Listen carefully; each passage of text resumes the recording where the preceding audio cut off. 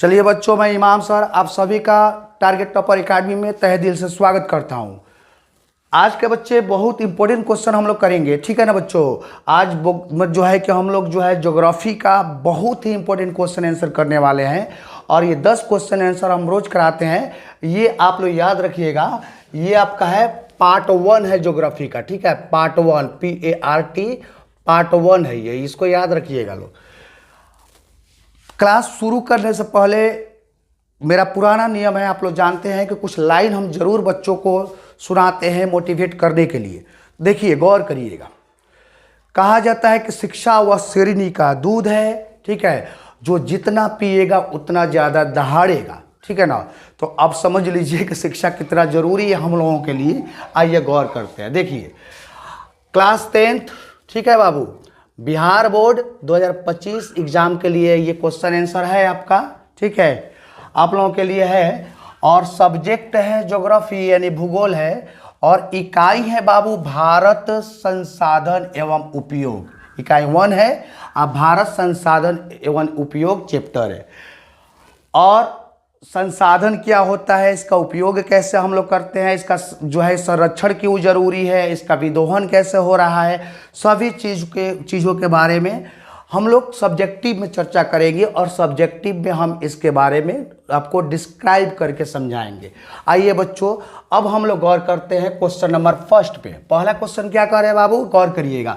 बाघ परियोजना की शुरुआत कब हुई?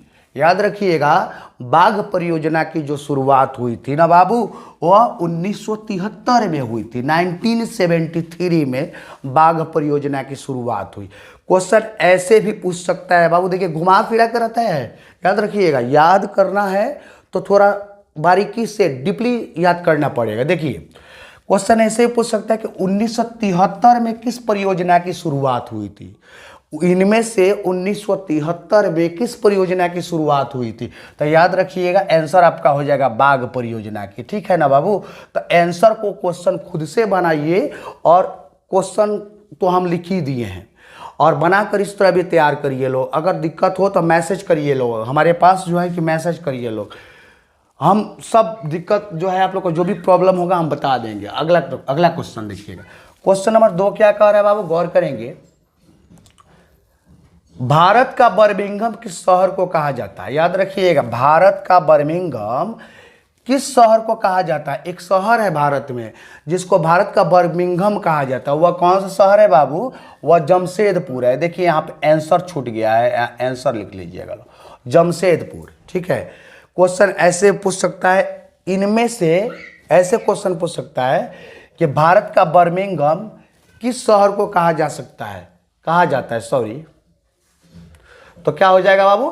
जमशेदपुर, ठीक है। चाहे इनमें से जमशेदपुर को क्या कहा जाता है, तो भारत का बर्मिंघम कहा जाता है। ऐसे क्वेश्चन पूछ सकता है। नेक्स्ट क्वेश्चन नंबर 3 कह रहा है कि इंदिरा गांधी नहर किस राज्य में है? याद रखिएगा, इंदिरा गांधी नहर जो है वो राजस्थान में है। अगला क्वेश्चन है बाबू, क्वेश्चन नंबर 4 है, काला हीरा जो है, काला हीरा किसे कहा जाता है? तो काला हीरा जो है कोयला को कहा जाता है, ठीक है ना। क्वेश्चन ऐसे पूछता है कि इनमें से काला हीरा किसे कहा जाता है? ऑप्शन रहता है तो इनमें से पूछ देता है, तो याद रखिएगा कोयला को। क्वेश्चन नंबर 5 है, सोपानी कृषि किस राज्य में प्रचलित है? सोपानी कृषि एक तरह की कृषि है, और ये सोपानी कृषि जो है किस राज्य में प्रचलित है? याद रखिएगा उत्तराखंड में। क्वेश्चन ऐसे ही पूछ सकता है, इनमें से उत्तराखंड में किस प्रकार की कृषि प्रचलित है? तो याद रखिएगा सोपानी कृषि हो जाएगा, ठीक है ना बाबू। अगला क्वेश्चन है क्वेश्चन नंबर 6 पे गौर करेगा। भारत में लगभग कितने खनिज पाए जाते हैं? याद रखिएगा, भारत में खनिज मिलते हैं, जमीन के अंदर से खुदाई करके इसको निकाला जाता है। तो भारत में लगभग कितने खनिज पाए जाते हैं? तो देखिए 100 खनिज पाए जाते हैं। अभी कुछ कम हुआ है, 95 हो गया, लेकिन किताब में आपका 100 है, उस हिसाब से हम लिखे हैं। तो भारत में लगभग कितने खनिज पाए जाते हैं बाबू? तो 100 खनिज पाए जाते हैं। क्वेश्चन नंबर 7 कह रहा है, डाकुओं की अर्थव्यवस्था का संबंध किससे है? डाकुओं की अर्थव्यवस्था का जो संबंध है वह किससे है बाबू? तो याद रखिएगा, संसाधनों के अनियोजित विदोहन से डाकुओं की अर्थव्यवस्था का संबंध है, ठीक है बाबू। देखिए अपने आप को बेहतर बनाइए, ठीक है। इतना बेहतर करिए, इतना बेहतर अपने आप को बनाइए कि लोग आपको देख करके अपना गलत रास्ता भूल जाए और आपके नक्शे कदम पे चलना शुरू कर दे। आपको देख करके अपने बच्चों को, बाल बच्चों को आपके रास्ते पे चलाना शुरू कर दे, वो भी कुछ ना कुछ बना दे। तो खुद ही को कहा जाता है कि खुद ही को कर बुलंद इतना कि हर तकबीर से पहले खुदा बंद से ये पूछे कि बता तेरी रजा क्या है। ठीक है बाबू, चलिए क्वेश्चन नंबर हम लोग 8 पे गौर करते हैं। एशिया का सबसे बड़ा परमाणु विद्युत गृह कौन सा है? क्वेश्चन बोला एशिया का सबसे बड़ा परमाणु विद्युत गृह है, मैंने डैश पूछ दिया है वहां पे। तो याद रखिएगा एशिया का सबसे बड़ा जो परमाणु विद्युत गृह है ना बाबू, याद रखिएगा एशिया का जो सबसे बड़ा परमाणु विद्युत गृह है वह तारापुर में है। ठीक है ना। क्वेश्चन नंबर 9 क्या कह रहा है, गौर करेंगे। किस खनिज को उद्योगों की जननी माना जाता है? ठीक है, किस खनिज को उद्योगों की जननी माना जाता है? उद्योगों की जननी कौन ऐसा खनिज है, किसे माना जाता है बाबू?